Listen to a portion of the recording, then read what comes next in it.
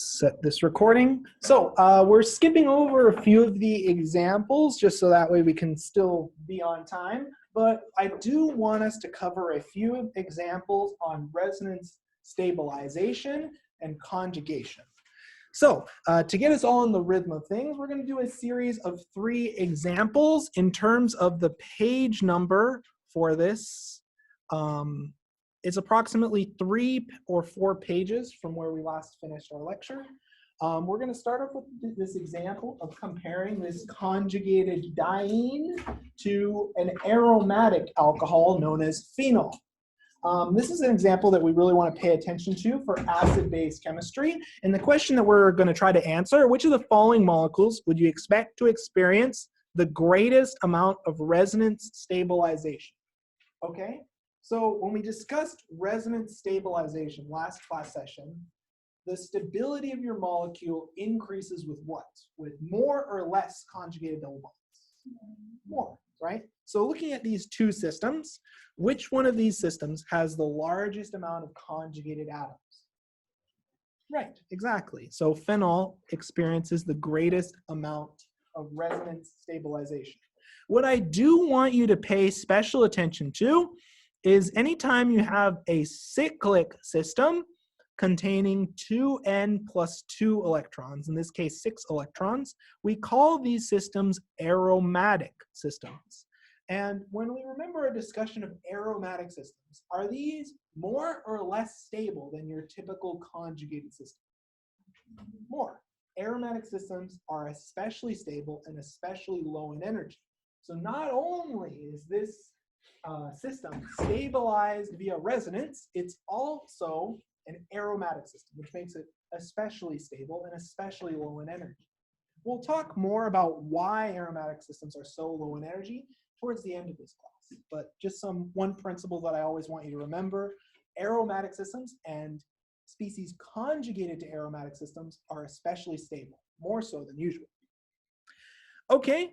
Let's now try on our own to answer the following question. Which of the following cations, and although I didn't draw the positive charge, I want you to be able to identify the source of positive charge in a structure. I've added the cations for you for right now, and I'd like you to take a moment and try to identify which of the following cations would you expect to be more stable.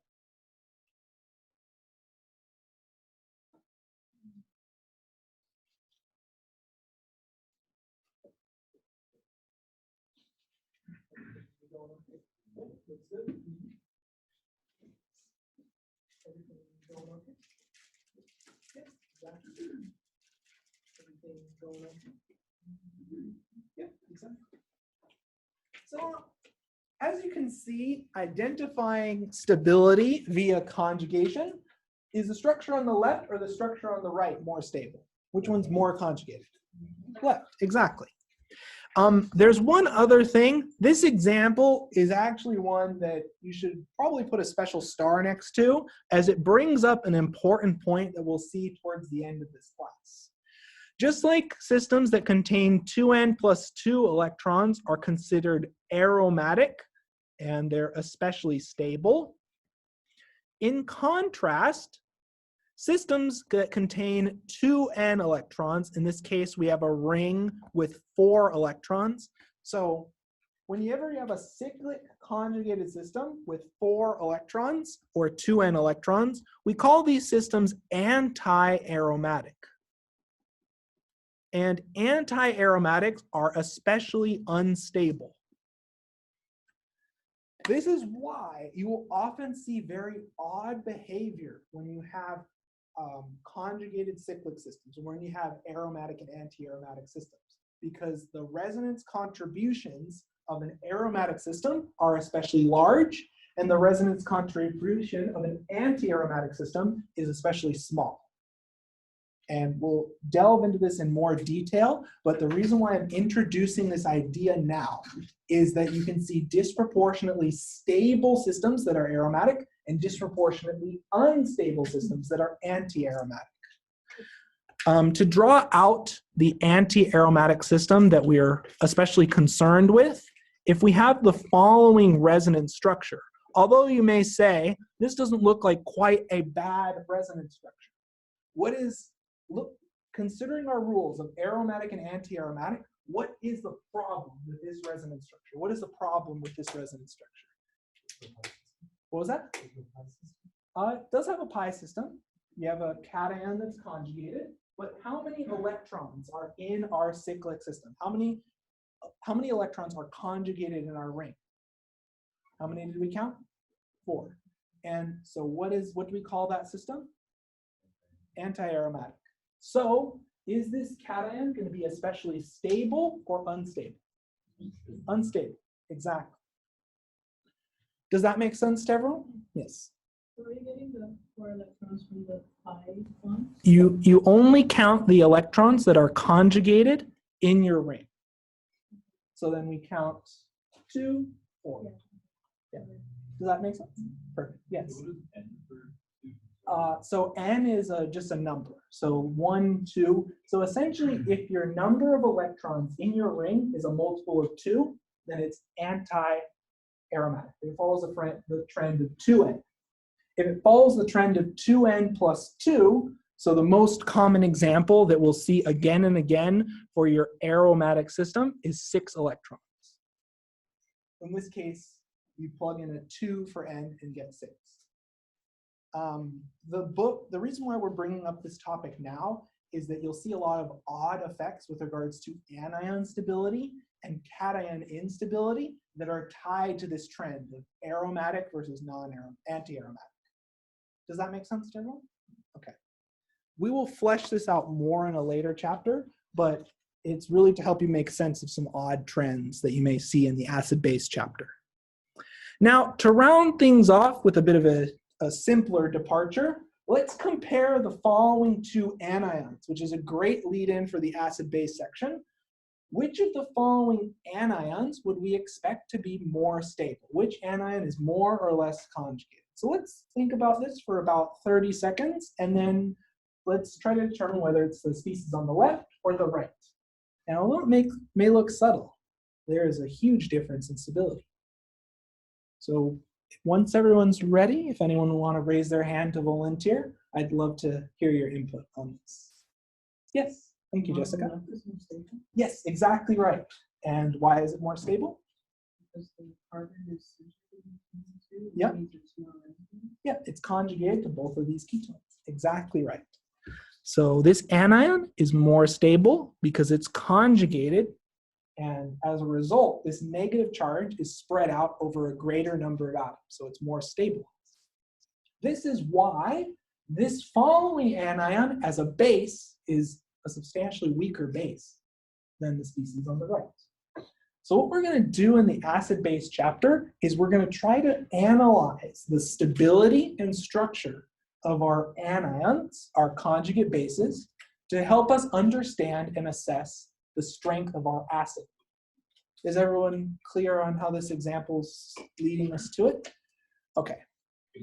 So we're going to skip the next page. This is a good example that you could try as practice for your exam. But I really want us to get started on the meat and potatoes of acid-base chemistry. And the first thing we're going to do is we're going to define what makes a Bronsted acid, what makes a Bronsted base, and how do we describe acid-base equilibrium? Okay.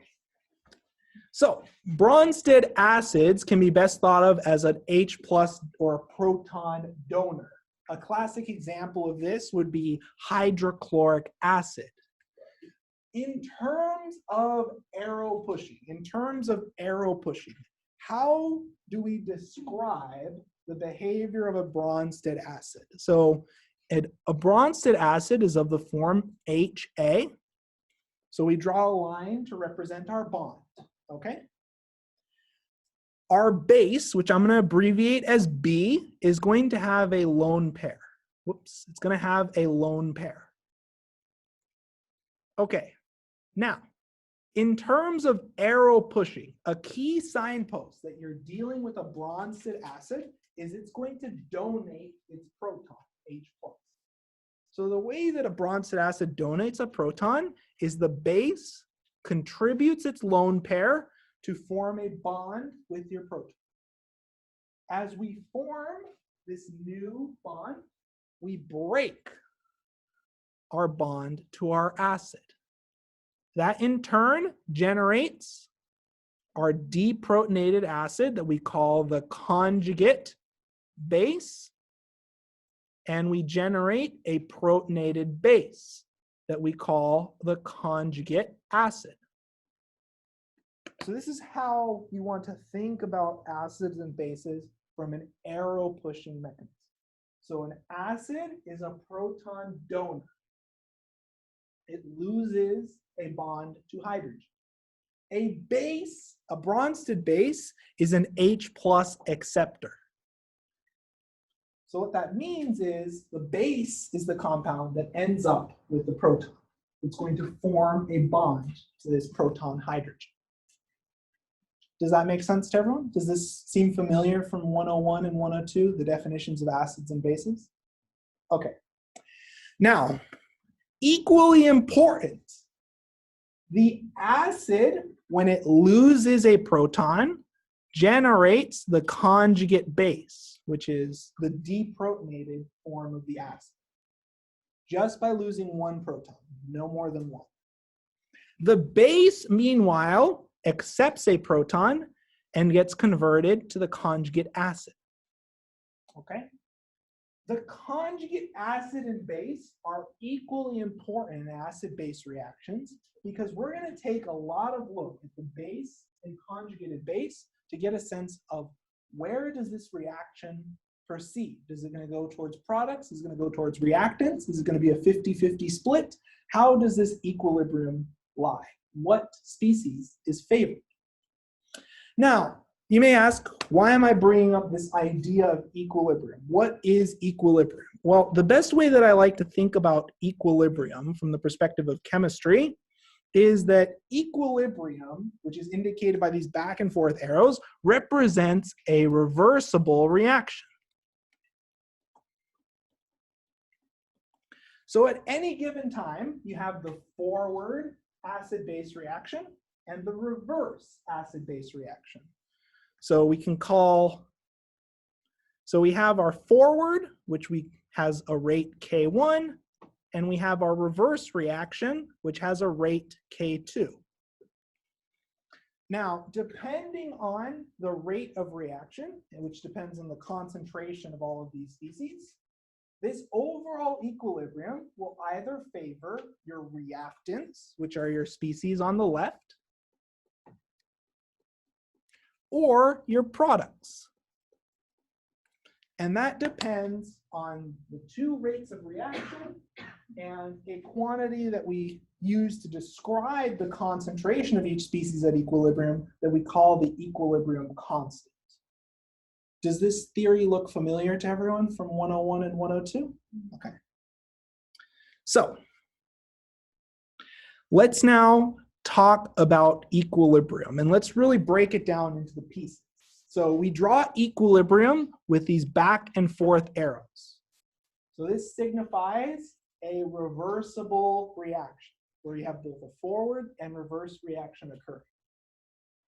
Now, we can break this down into unique forward and reverse reactions. So for example, in this case, our forward reaction would be proceeding from reactants to products. And we can give this a rate equal to K1, which depends on concentration. Okay, so this reaction's chugging along at a certain rate, and depending on the concentration of each of your reactants, you have a different rate of reaction, okay? So the rate isn't constant, it varies with concentration. We also have a reverse reaction that will say the rate is equal to K2, so a different rate constant, which also, and the rate overall is going to depend on the concentration, okay? So the reverse reaction, as its name implies, is going from products to reactants. Does that make sense to everyone? Okay. Our job in this chapter is to compare the forward and reverse reaction and to compare the reactants and products of this chemical reaction to assess their relative stability and in turn assess whether the reactants or products are favored. So that's our broader goal. Okay. So how do we describe this equilibrium? How do we go about portraying this acid-base equilibrium, this reversible acid-base reaction? Any questions so far? Does this look familiar from 101 and 102? Okay. Don't worry, we aren't going to be doing a lot of calculations. Organic chemistry is not as much about math, but more about logical reasoning. So, what we're going to talk about next is how we describe the acid-base equilibrium. And it's involved using K equilibrium and, more importantly, and the constant that we're going to be using a lot in this chapter, Ka. Okay, so remember in 101 and 102, do we count pure solids and liquids in the equilibrium constant? No. That technically is not 100% true. In reality, what's actually going on is the pure solid and liquid has already been accounted for. So the equilibrium constant, K equilibrium, let me use the appropriate color for that. So K equilibrium provides a measure of your acid strength, okay? So for example, if we're looking at the following acid and base equilibrium, K equilibrium represents, quite simply, the products, the concentration of products over the concentration of reactants. And this, of course, has the asterisk at equilibrium. When we've reached a steady state of all of our chemical species in solution. Now, K equilibrium provides a measure of the steady state concentration of each species at equilibrium. So looking at this equation, what I want us now to do is to dissect the meaning behind this equation. So what does a large K equilibrium tell us? If this value is large, what? Yes, mostly products, exactly right. And if acid strength is determined by how readily it gives a proton, loses a proton, produces H3O+, if we have a large K equilibrium, do we have a strong or weak acid? Strong. Yeah, so strong acids have large K equilibrium.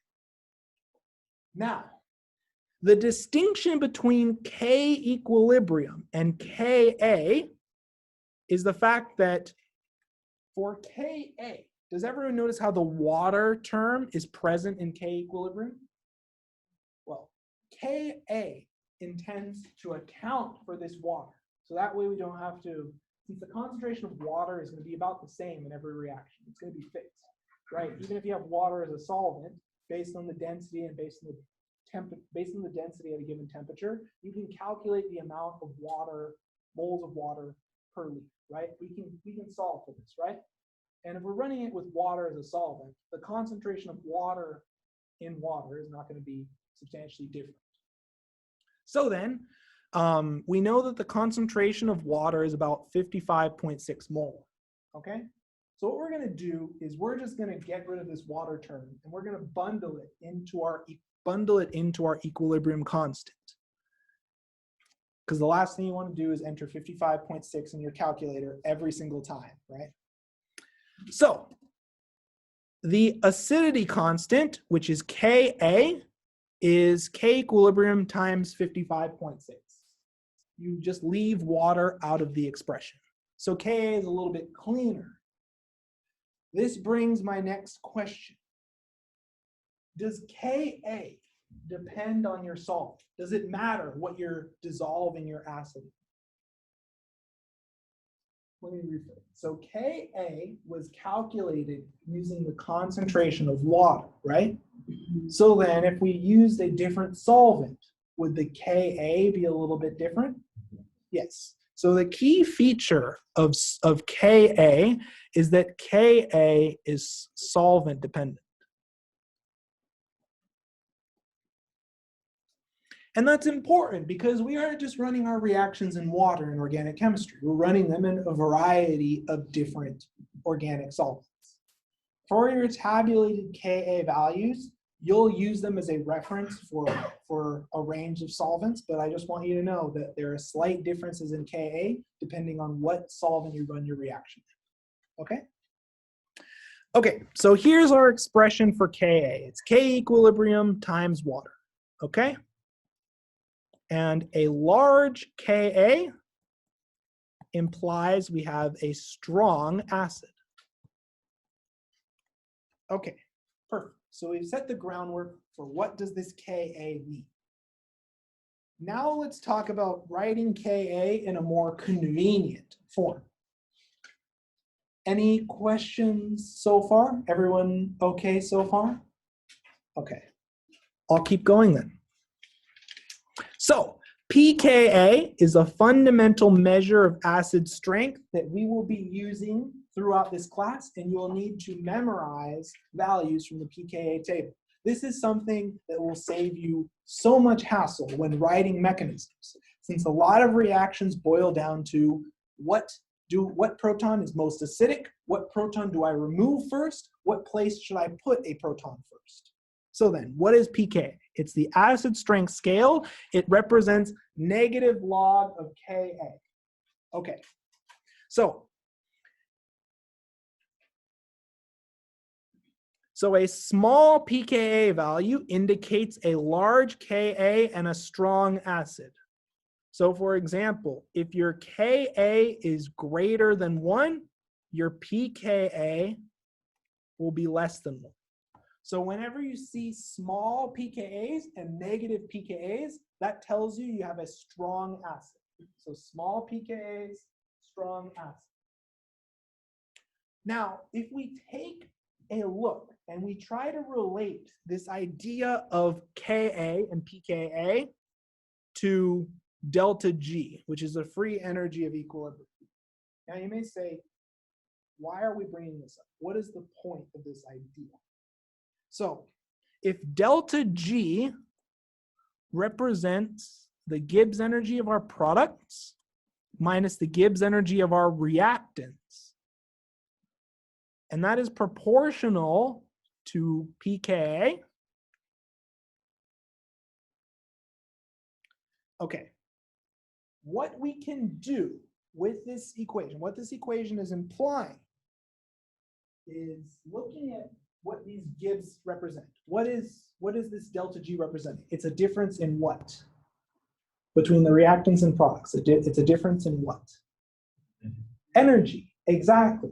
So then, the key takeaway from this equation, the key takeaway is that by comparing the energy of reactants and products,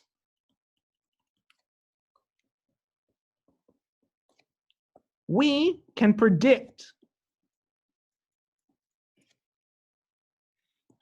pKa. Okay, powerful stuff, right? We can get away from having to do complicated mathematical calculations. We can look at our reactants and products and estimate our pKa, estimate our acid strength. Okay, so this is how we're getting away from math here. Okay, so in other words, pKa is proportional to the energy difference between products and reactants. Okay, so if we look at the energy of our reactants and products, we can predict pKa. Do we have tools to compare energy, compare stability? Have we been using those in the chapter on resonance, using those in the chapter on orbital theory? Can we compare energy and stability? Yeah, we have those tools. So now let's start to use those tools. Okay, so let's develop some grounding here. Let's develop some grounding here. As our reference point, we're going to look at water. So let's look at the pKa of water, just to give us a sense of reasonable pKa. So the pKa of water is about 15.74 in organic solvents. So that's our reference point. So we're all going to compare a lot of our pKa's to water. I always like to have a nice little signpost, because that way if I write a normally large or abnormally small pKa value, I can check my work. you know. Okay, so there's one other important factor when discussing Ka, and it's this idea that Ka is related to your conjugate base strength. So Ka and Kb, which represents the conjugate base strength, are inversely proportional. And what that means, and what I really want you to remember in this next section, is this idea that strong acids will produce weak conjugate bases, okay? So if you keep that signpost in mind, you can really effectively compare acid strength, okay? Another way of saying a weak conjugate base is you can think of it as a quote-unquote stable conjugate base. Okay, so let's put some numbers down. Let's get a sense of what do pKa values look like? What makes a strong acid? What makes a weak acid? What are some values to look at? So I have the following sets of compounds listed in this table. So if we look at water, water has a pKa around 15.74. So this is a relatively weak acid. If we compare water to acetic acid, if we compare water to acetic acid, which species has a smaller pKa and which species is a stronger acid? What's stronger, water or acetic acid? Acetic acid, okay? On the flip side, strong acid leads to a weak base. So which base is weaker, acetate or hydroxide? What's the weaker base? Acetate, exactly. Strong acids make weak bases. Does that make sense to everyone? Now, this is a pKa table. This is not the one I want you to memorize. However, I will show you that table in one moment. So let's pull up the pKa table. So this is the classic, inspired by the Evans pKa table. I posted the links on Canvas as well as the full version on Canvas. You are responsible not for memorizing every exact pKa value. You want to know the relative pKa and the approximate value of each of these protons. So all of these species represent acidic protons commonly found in organic molecules, and you're responsible for knowing the relative pKa and approximate pKa value of all of these protons. Now you may say, why do I have to memorize this? Well, the point is not to know that the pKa of a nitrile proton is 25. That's completely redundant.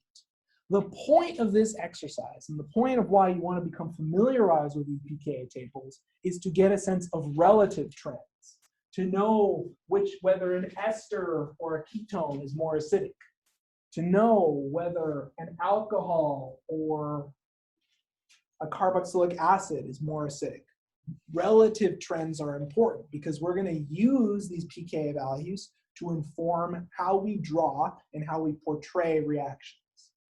So you don't need to know the exact value down to a decimal point. You do need to know the relative acidity. Does that make it clear what I'm expecting of you? Yes. Oh, do you have a question? No, I'm just looking at it. Okay. So it's basically the most stable atom will have a higher pKa. The more stable anion will have a lower pKa. Remember, the smaller your pKa, the stronger your acid. And the way that I like to signpost everything, the nice signpost that I like to use, what's a strong acid that we all know and love? What's hydrochloric? So I always like to pick hydrochloric acid as my little signpost. And we know hydrochloric acid has a pKa of what? -6. So that helps me signpost. Small pKas, strong acids. This is a mnemonic that I always like to use.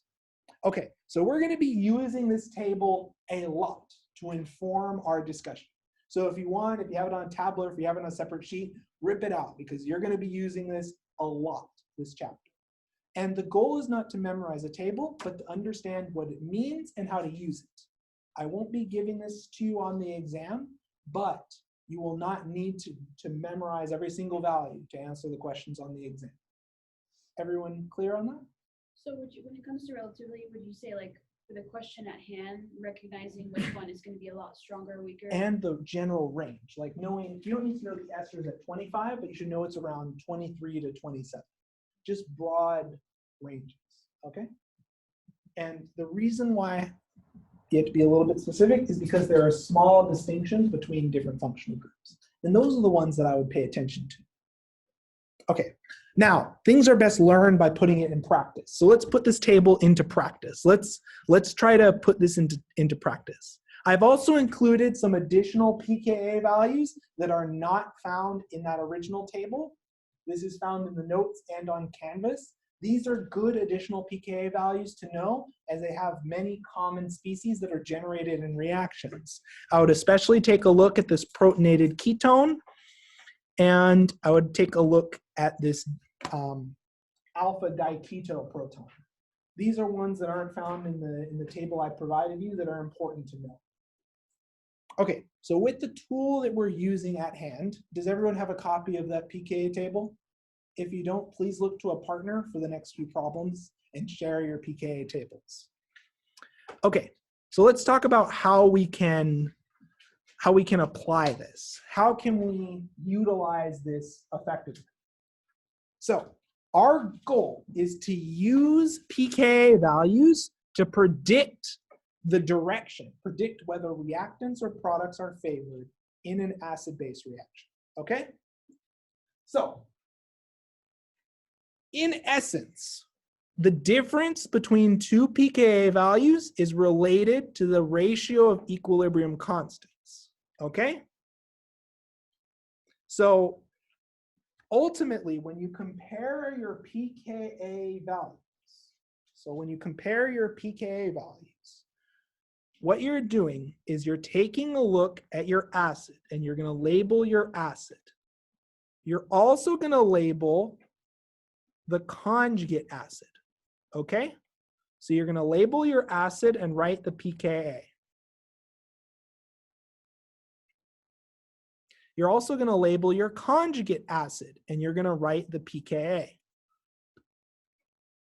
Okay?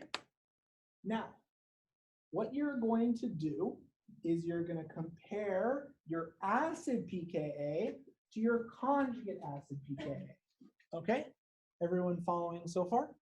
Now, if your acid pKa is smaller than your conjugate acid pKa, then that means that your acid is a stronger acid and the reaction is product favored. So if your acid pKa is less than your conjugate acid pKa, your equilibrium is product favored. It goes to the right.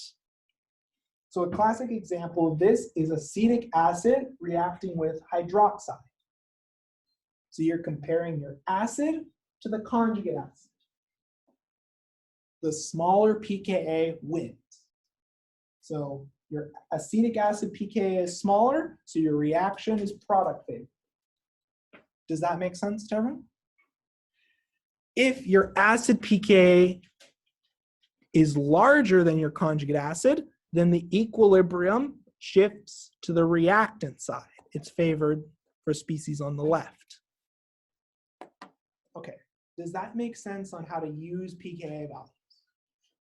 So we compared acetic acid and water. Acetic acid has a smaller pKa value, and as a result, the reaction is product favored. Let's now apply this to a new example. Let's take this and apply this to a new example and make sure we're comfortable using pKa values to rank substances in order of acidity and then predict which species is a stronger acid and what species is a stronger base. Okay, so I've given you the pKa values from the pKa table. You may want to quiz yourself at home to cover up these pKa values and try filling them in for yourself. But let's now take a look at these pKa values and let's rank each of these species in order of increasing acidity. So 1 is going to be my most acidic. 1 is my most acidic. Okay, so what is our most acidic? What species has acetic acid? Exactly. So smallest pKa value, most acidic. What's the next most acidic? Yep, pentane dione, which we put a 2. What's the next in the line? What was that? Phenol. Yep, exactly right. And then finally, what's the least acidic? Acetone. Now, on its own, is this data enough to compare the reaction between, for example, acetic acid and phenol? No, because when we look at acid-base equilibrium, let's suppose we are comparing acetic acid reacting with, for example, acetone. Well, we have the pKa. We know the pKa of acetic acid is about 4.76. That's all fine and good, but what pKa are we comparing acetic acid to? What pKa are we comparing it to? The conjugate acid. And the conjugate acid will look something like this. So this would be protonated acetone. So always remember, you're comparing pKa's of your acid, which is shown right here, to your conjugate acid. And this is really critical because this is often a common mistake that students make in acid-based predictions. Does that make sense? Yes. So generally, an acid that has very low pKa will have a higher pKa for conjugate acid. So it'll produce a base with, it'll produce a weak base, which has a large pKb. Okay, yeah, sorry, I ordered. Oh yeah, no, so it's okay. So just critical that you compare the acid and the conjugate acid. You can't just compare two acids directly. You're comparing an acid and the conjugate acid produced from the reaction. Now, to fill in some numbers here, given that this conjugate acid has a pKa of approximately negative 3.7, which of these acids is stronger? Where does this equilibrium lie? Does it lie on the right-hand side for products or on the left-hand side for reactants? Which acid is stronger and pushes harder? The product, right? So what direction is our reaction going to proceed? To the reactants, exactly. So this reaction overall is reactant favored. Does this logic make sense to everyone? Okay. Now, what we're going to do next is we're going to compare a set of anions, and I've given you the pKa values, and what I want you to tell me is not what species is a stronger acid, but I want you to flip your logic around, and I want you to tell me what species is the strongest base. Now I'm going to walk around, and I want you to take about a minute to a minute and a half on this. Really think through how are Ka and Kb related, and what can we tell about our base strength given our pKa.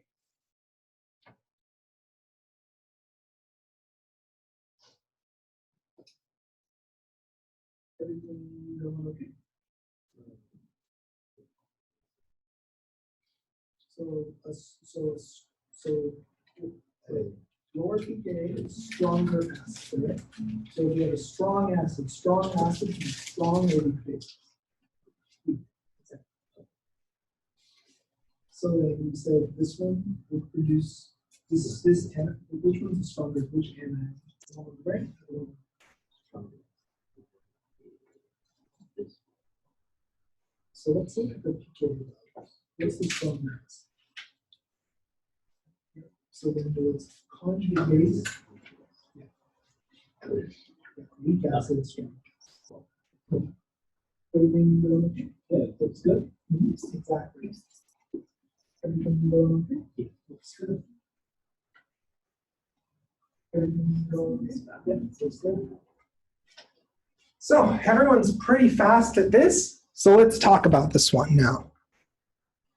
So then, we know that a strong acid, so a strong acid, which has a small pKa, strong acids, when they react, do they make strong or weak conjugate bases? Weak. So a strong acid makes a weak conjugate base. As a corollary to this, as a counterpoint to this, a weak acid with a large pKa will make a strong or weak conjugate base. Strong. So you make a strong or relatively strong conjugate base. I'm going to put strong in quotes because it's all relative. So then, by this logic, which species is the stronger acid? One on the left, right? So this is the stronger acid. So let's label that in with the black pen. So this is the strong acid.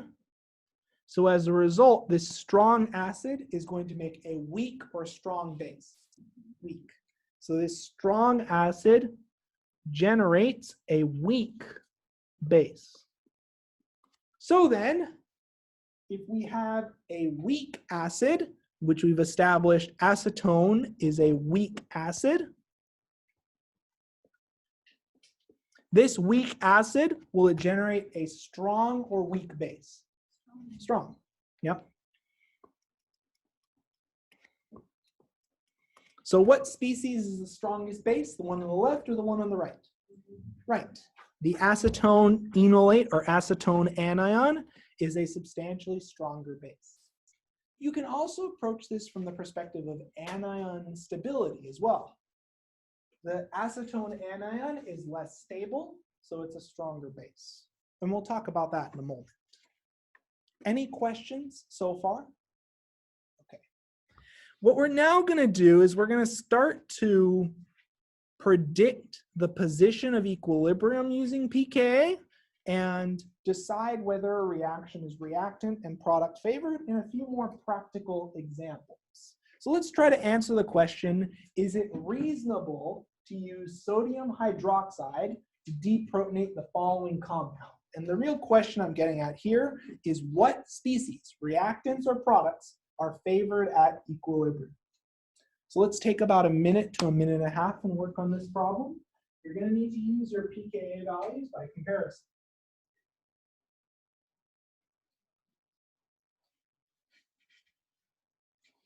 Everything going okay? So you compared the pKa's, and what is the stronger acid? Okay. So then, if it's the stronger acid, will the reaction be reactant or product favored? Reactant. So if you have a stronger acid on the reactant side, what way is it pushing? So this. Yep, exactly. So is the reaction reactant or product favored? It's pushing product. Yep, exactly. Because this pKa is lower, so it's more acidic than water. Okay. Does that make sense? Yeah. Good. Thank you. Everything going okay? Looks perfect. Yeah. Everything going okay? Oh, so this one is stable atom, and this is not so stable. So you compare acid to acid and base to base. So this is So looking at the pKa values, and really focus on the pKa values here. Which of the following, the acid or the conjugate acid, has a lower pKa? And the pKa values are here. The reactant or product has a. This one has a higher pKa, so therefore. Is it a higher pKa means a stronger or weaker acid? Oh, that's a stronger. So the Stronger. the lower the pKa, the stronger. No, I mean the stronger the acid, the base, right? Yeah, but we're not talking about bases for now. We're just comparing our acid strength. Oh, so this one would be weaker. Yeah, so it's a weaker acid. So then, what species is favored at equilibrium? If you have a strong acid on the left and a weak acid on the right, it will be reactants will be the favorite. What? Yep.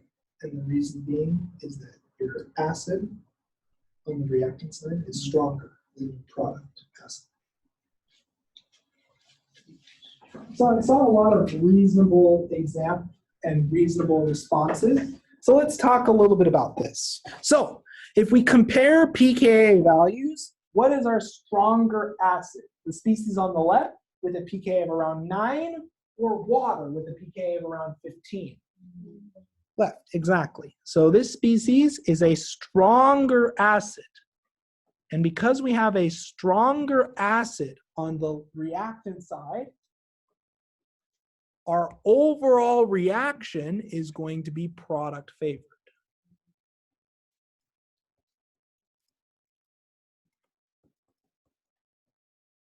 Does that make sense to everyone?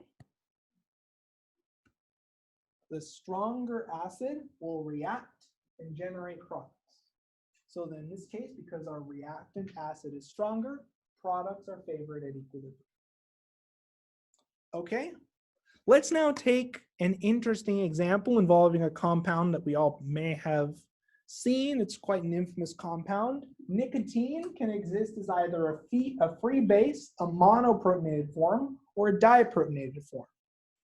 So I want you to draw me the monoprotonated form. I want you to draw me the most favored protonated form given the pKa value. So you're given the pKa for the pyridine and the tertiary nitrogen, tertiary amine. And given these pKa values, I'd want you to tell me, if I had to put a proton, where should I put that proton? And what I would recommend that you do for this problem is draw out both the protonated forms, compare their pKa, and tell me, where does the equilibrium lie? What species is favored at equilibrium? What protonated form is favored? So I'll give you about a minute to a minute and a half, and I'll check up, and then we'll come together as a group to discuss.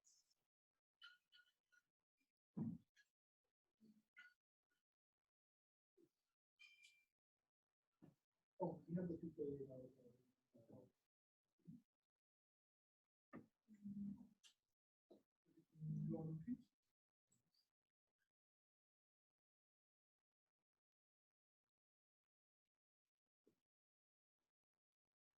Everything going okay? So let's pretend we draw two nicotine molecules, one with the proton on the purity, the other with the proton on the amine. And then compare, just like we did in the first example, compare the pKa's to figure out where the equilibrium lies. Everything going okay? So there are two options. This is the nicotine, and these are the two protonated forms. So we're yes, and your goal is to tell me what protonated form is present at equilibrium. Which monoprotonated form is favored. So try to think about what two nicotine molecules, one with protonless nitrogen, the other with proton nitrogen, and then using the same procedure for equilibrium prediction as well, try to predict which form is favored. Well, no. Yeah.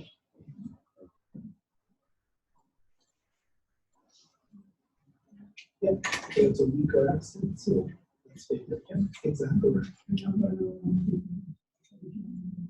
Right. So in the actual species present in equilibrium, the species with the lowest pKa. Oh, is that the one that you have at equilibrium?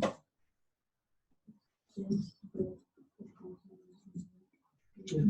But if you compare the acidities, which of these protons is more acidic? Okay.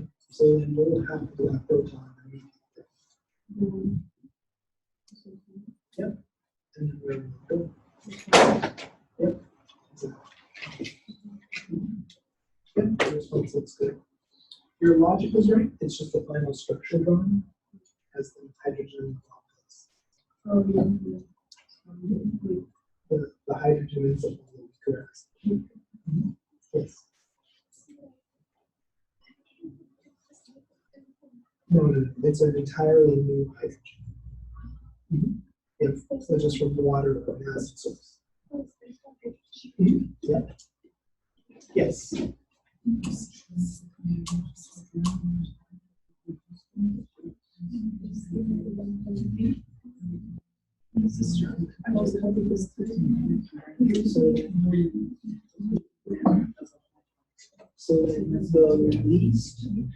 the least acidic acid is favored in equilibrium. So it's the least acidic acid. Least. So then what protonated form is favored? Exactly. You draw this molecule like a proton and this nitrogen. Yep, you can replace the lone here with a hydrogen.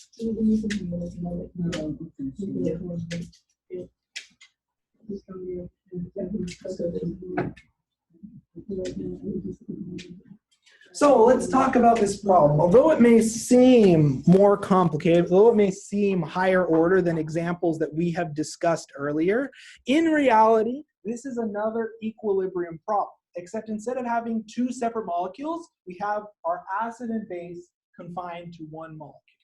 Okay, so let's draw both the protonated forms. Let's draw both the protonated forms.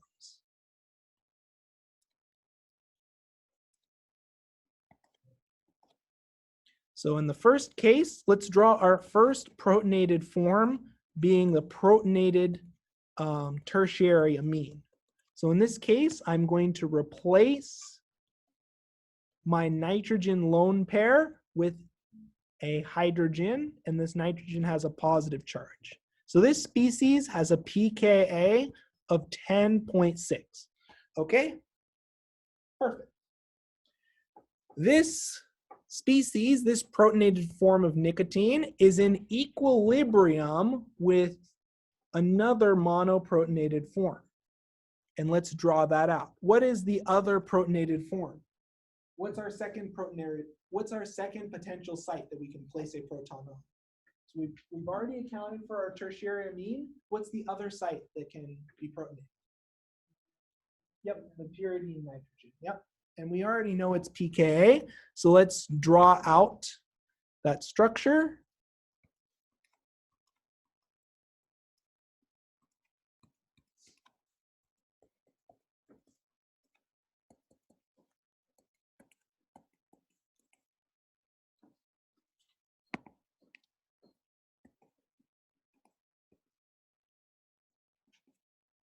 Okay, so we know that this pyridine nitrogen, when protonated, has a pKa of about 3.4.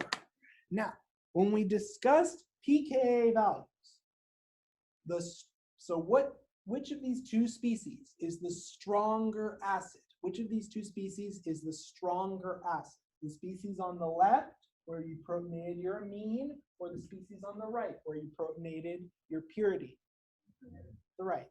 So the species on the right is a stronger acid.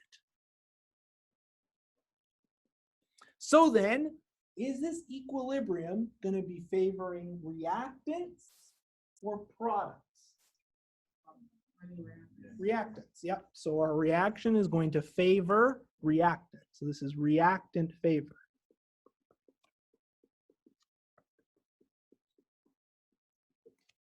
So then, the species that you observe as the monoprotonated form, the favored species at equilibrium is this structure with the protonated amine. Yes?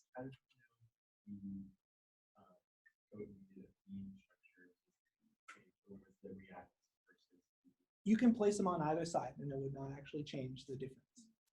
Yep. Because the relative position of equilibrium is solely dependent on the difference in acid strength. So if you flip this, then you'd say the reaction's product favored, and this would be on the product side. Yeah. In general, would someone like to note a trend? What species is overwhelmingly favored at equilibrium?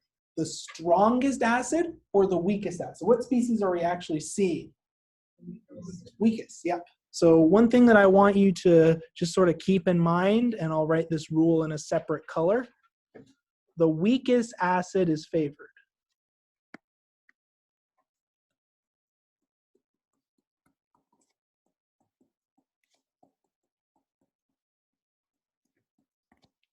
Does that make sense as a nice little shortcut rule of thumb?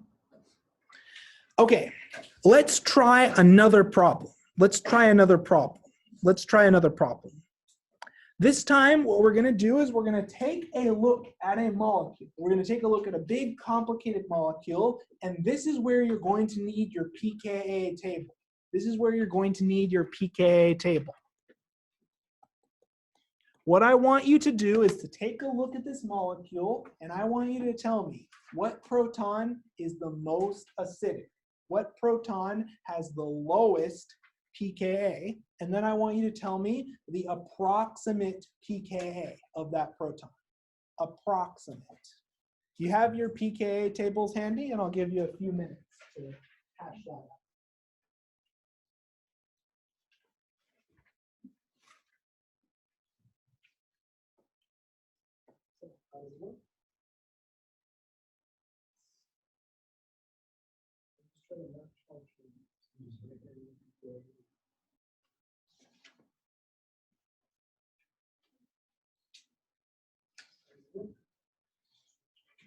Yeah, looks good.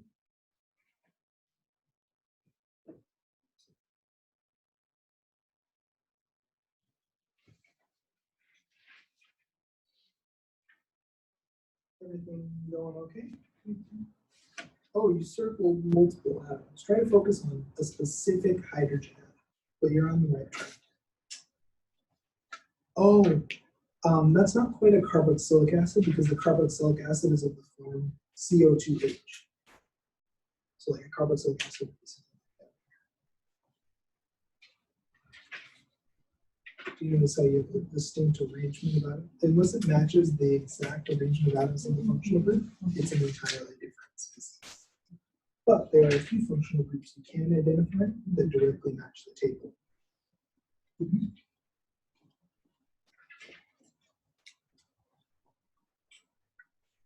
Which one's the most acidic? Yep.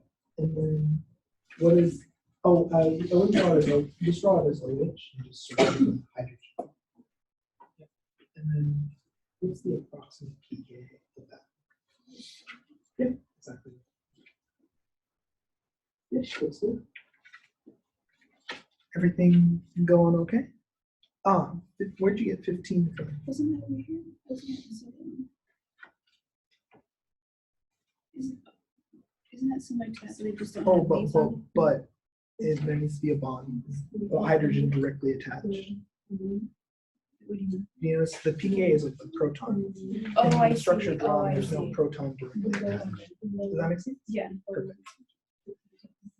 So let's write down some pKa values and let's do a tally of all of our pKa's. So let's start with this amine.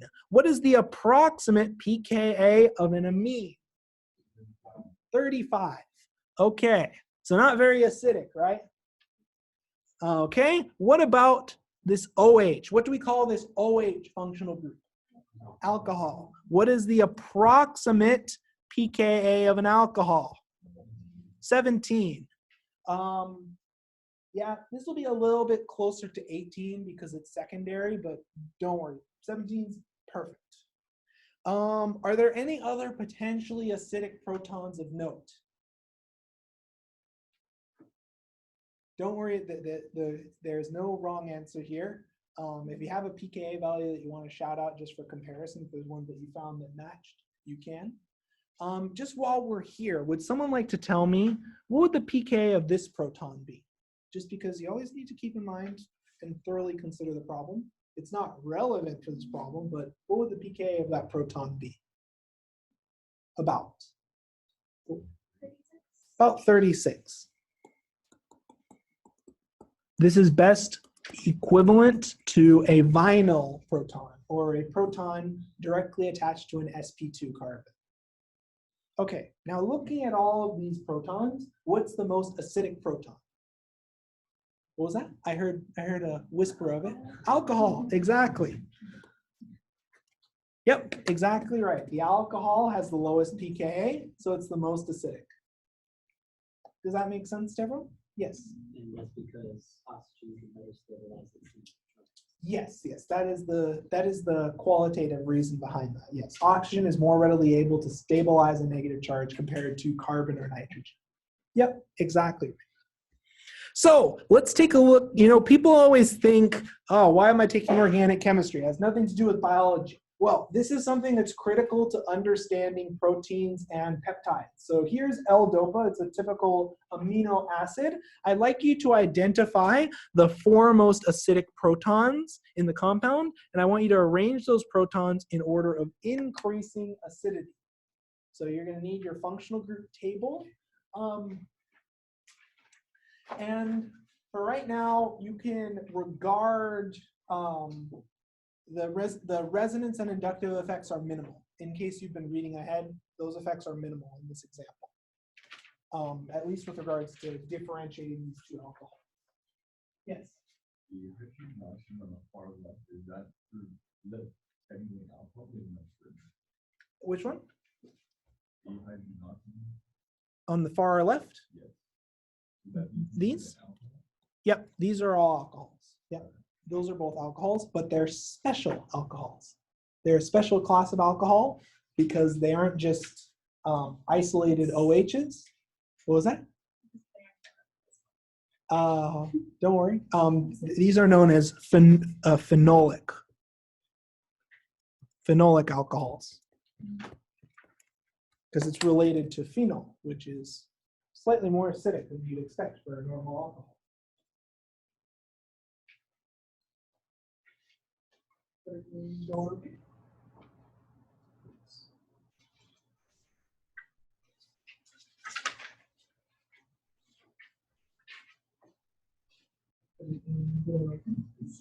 Yeah, looks good.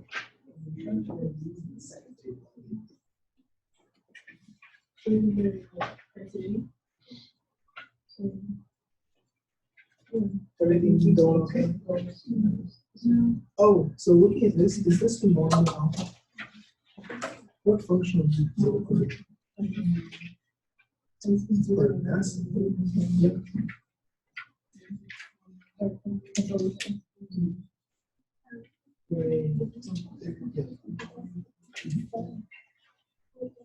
Everything going okay? Yeah, I'm getting there. Yeah.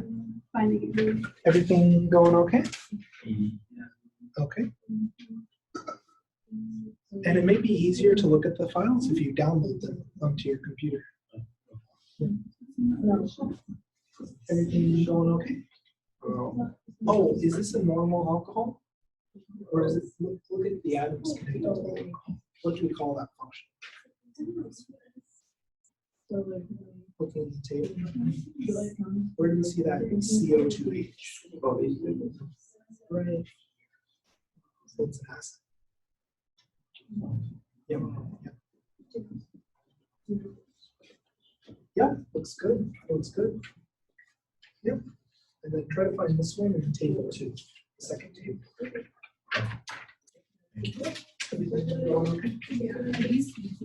Yep, they're about the same. Oh, is this a normal alcohol? Yeah, it's an acid, so the pK is a little different. Okay, so this is a great time for me to talk about a common error I often see when people approach functional groups. So it's important when you look at an arrangement of atoms. So this OH, this isn't quite an alcohol because this OH is part of a broader bonding motif of CO2H, which is known as a carboxylic acid. This is a common error that I see when people label functional groups. You need to account for the entire collection of atoms connected together because some functional groups almost appear like combinations of two simpler functional groups. So this is a carboxylic acid. It's not a ketone and an alcohol. It's a unique arrangement of atoms with unique reactivity that we call a carboxylic acid. And the reason why I bring this up is what's the pKa of a carboxylic acid proton? What's the pKa? Yep, the pKa is approximately 4. So we'll label this proton A. So proton B, what do we call this functional group? This NH2. What was that?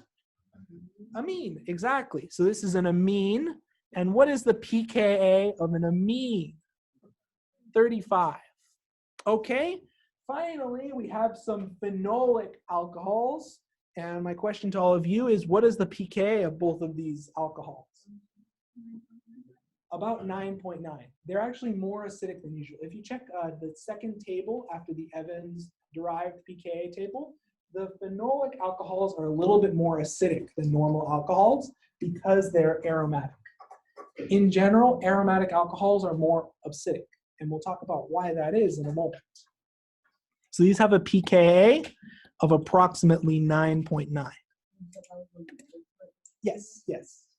When you see the phenol. Let me show it to you. Oh, one moment. Let me pull up the exact table. Just give me 1 minute to pull up the table.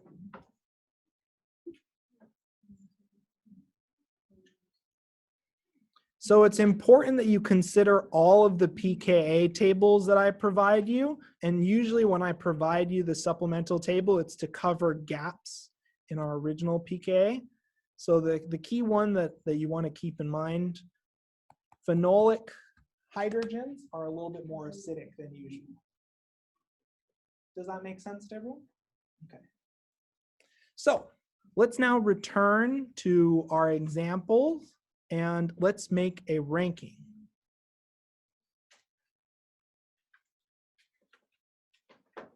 Okay, so if we had to rank our protons, so A, B, C, and D, what is the most acidic proton based on our pKa assignments? What's the most acidic? Yep, which we'll label as A. Are C and D, protons C and D, are they more or less acidic than our amine? More. And is there any substantial difference between C and D? No. If we wanted to get truly nitpicky, D is slightly, ever so slightly, it's almost negligible, slightly more acidic, but not by much. So we'll write D and C as equal. And then finally, what's the least acidic? B. Yeah. And why is that? What? Why is that? B is more. Because it has to do with ortho and para effects, and essentially the fact that C is para to an electron-rich group makes its anion a little bit less stable, and in turn makes it a weaker acid. But it's very, very, very minor. In fact, if there's something that you can look into on your own time, these protons are actually even more acidic than your typical phenolic proton. And that has to do with an effect known as the Ortho Effect. Yeah.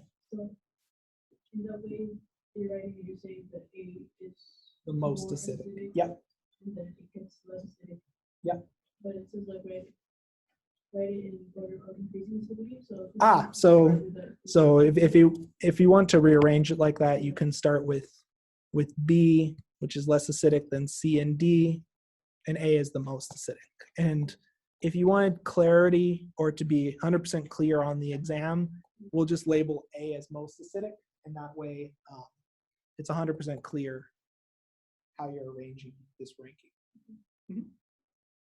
Okay, let's do some more examples. Things are best learned via application. So now this is a really important point. When we look at amino acids, they don't just have acidic protons. They also have a perfectly capable base to work with.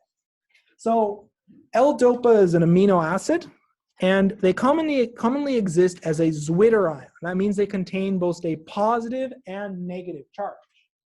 Now, using your pKa tables, I want you to identify the most acidic proton, the most basic atom in this molecule, so the atom that's most capable of accepting a proton, and then I want you to, in turn, using that information, draw the zwitterion of L-DOPA. So this is using pKa's to draw the structure of a species at equilibrium. So I would look at our example on nicotine for guidance on how to approach this problem, but your goal is to identify your most acidic proton, your most basic atom, and then transfer the proton from the most acidic site to the most basic site.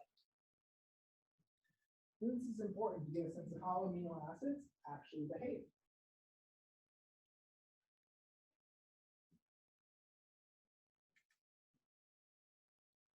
Everything going okay?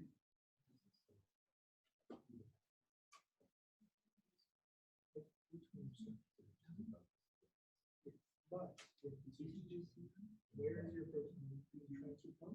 What is receiving? So you're getting the hydrogen from one atom to another. What atom to pick? That's the most effective. Yep, exactly.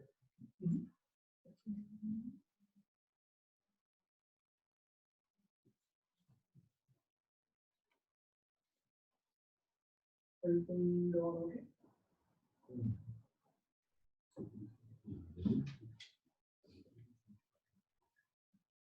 You're just going to draw the product of a proton transfer. So you can think of it like a chemical reaction, except your acid and base are in the same molecule.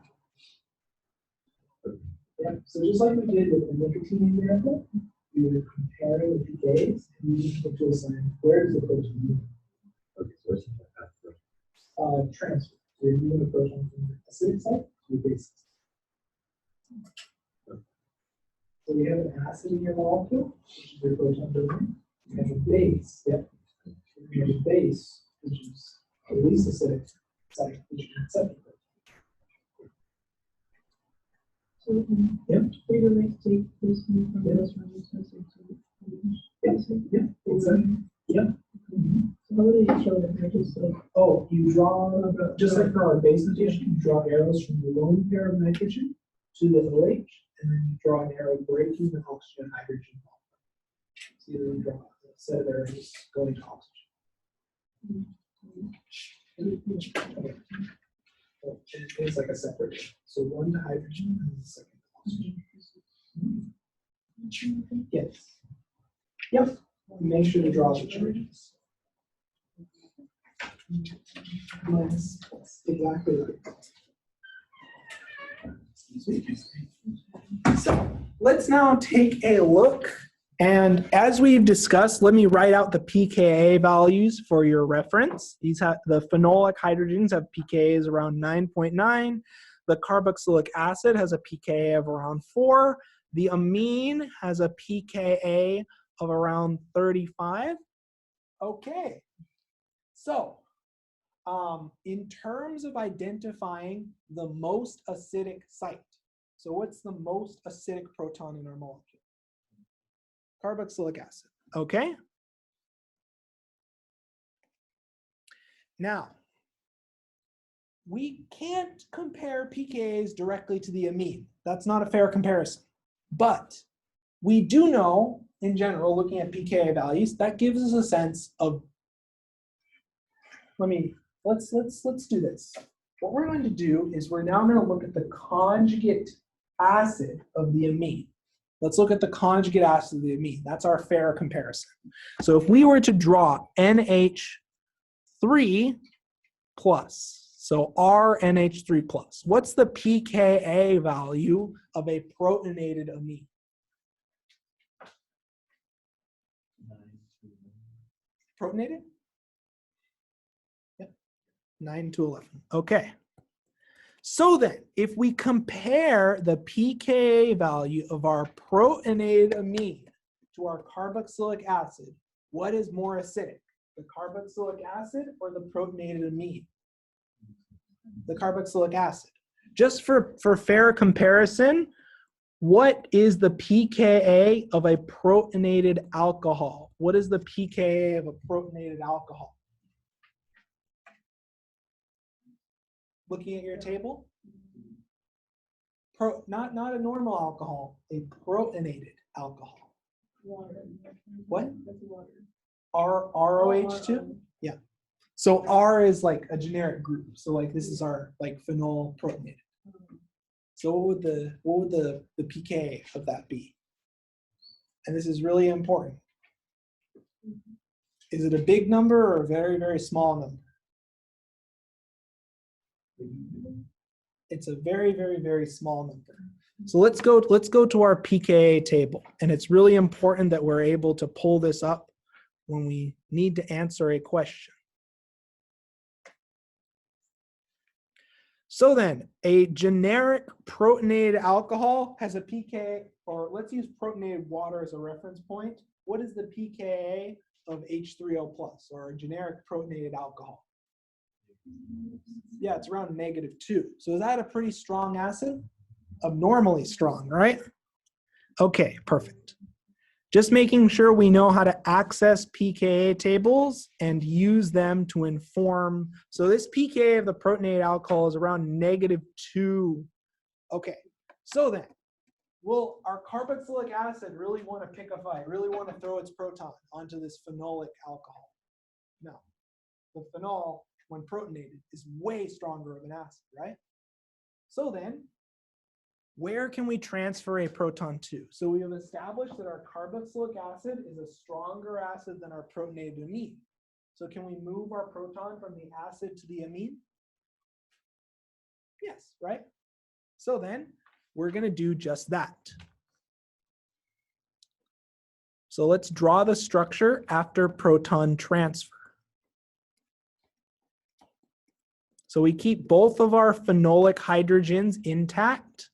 Our amine is now protonated, NH3+, and our carboxylic acid is deprotonated. So we draw it as CO2-. So this is the actual way that L-DOPA exists in solution and as an isolable salt. It's an ionic species. That's why amino acids typically have abnormally high melting points, because they're existing as an isolable zwitterionic species rather than as a covalent compound. Does that make sense? Okay. So always consider, you compare the pK of the acid to the conjugate acid. You can't compare pKa's directly between two species. Does that make sense? Okay. Did the lone pairs on the amine go on? Or where did the other lone pairs go for? It has one lone pair, and that's being used to form a bond with hydrogen. Okay. Yeah. So if we were drawing it from arrow pushing, this amine goes and grabs the alcohol hydrogen, and the electrons in the bond get kicked up to the oxygen. We'll talk more about arrow pushing to represent acid-base reactions later on in this chapter. Okay, now let's do a very, very practical example. This is called How to Not Embarrass Yourself as a Grad Student or a Practicing Chemist. So here is the following compound, and I'd like you to tell me what bases can you use to deprotonate and remove the following proton. What bases would be okay? So you're going to need to look up your pKa values in your table, and you're going to need to tell me what bases are permitted to be used in this reaction.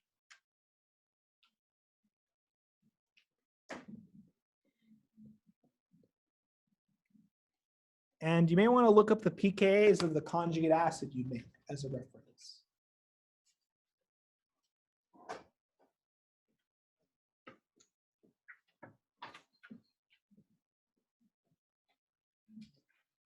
Everything going okay?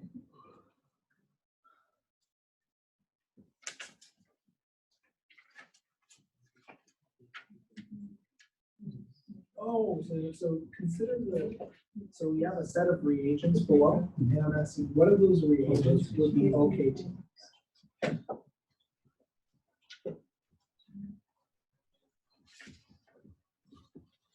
So I've drawn all the anions. You may want to draw the protonated version, the conjugate acid of all those anions, since that's what you'll be able to find in the table.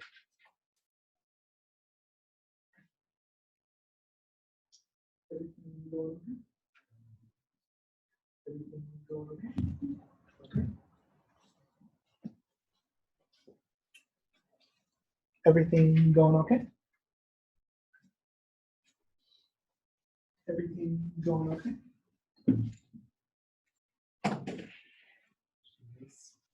Yep.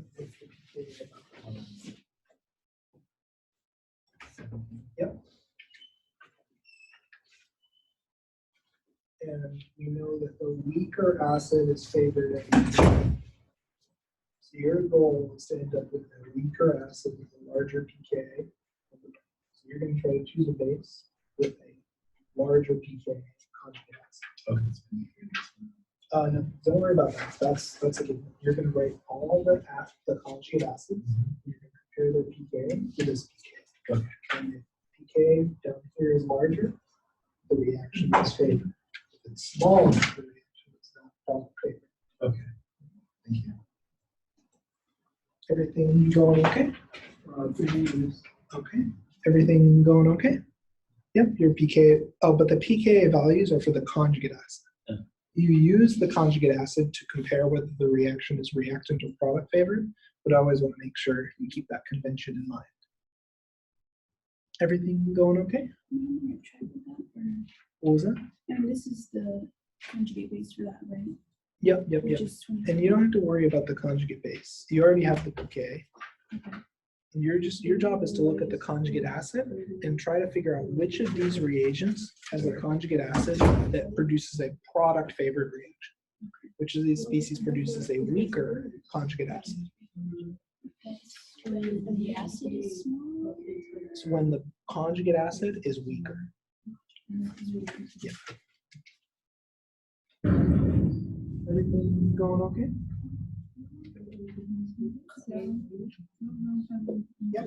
Yep. You're filling in the pKa's, and then a reaction is product favored if it generates a weaker acid.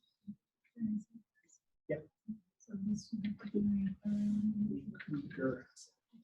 It has to be weaker than this one. Everything going okay? One of you already have the conjugate acids. The reaction is product favored if the acid you make is weaker, has a larger pKa than the acid you start with. Everything going okay?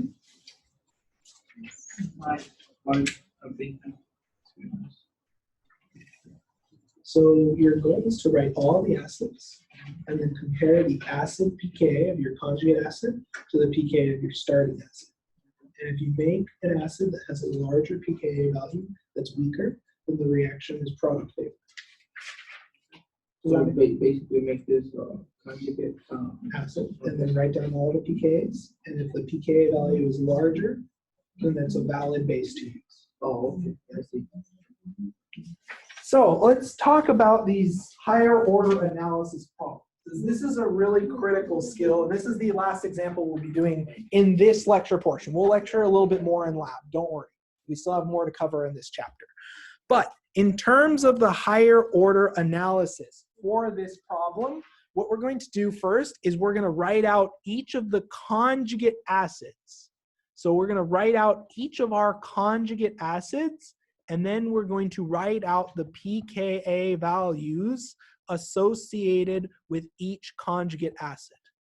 And in general, if your conjugate acid is weak, the reaction is product favored. So our goal is to look for conjugate acids that have a higher pKa. Okay? So then, let's write out all of our conjugate acids to choose from.